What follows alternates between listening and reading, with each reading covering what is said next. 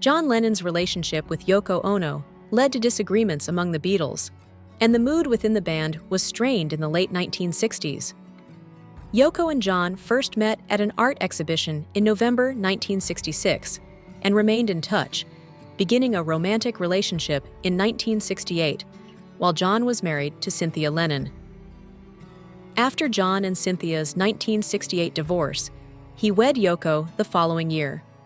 Not only were John and Yoko romantically involved, but they also collaborated on albums, such as 1968's experimental Unfinished Music No. 1, Two Virgins, and marched in solidarity. But Paul McCartney and George Harrison, among John's fellow Beatles, were concerned that his involvement with Yoko distracted him from their work. John bringing Yoko into the studio was an annoyance to George and Paul, since it disrupted their typical workflow. In spite of the fact that creative disagreements and arguments were on the verge of dominating the Beatles' recording sessions, John's infatuation with Yoko became a major influence on his music, and he composed many songs about her. Paul assisted John in recording The Ballad of John and Yoko during a period when their personal and professional relationship was in its lowest point.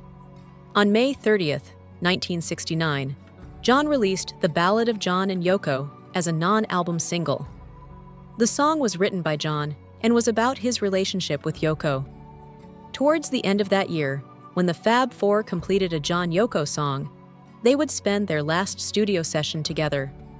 Although the song's lyrics are merely 14 phrases repeated in different ways, the recording process for it lasted around 6 months. Regarding it, John said it was a confession of love for Yoko that was almost primitive.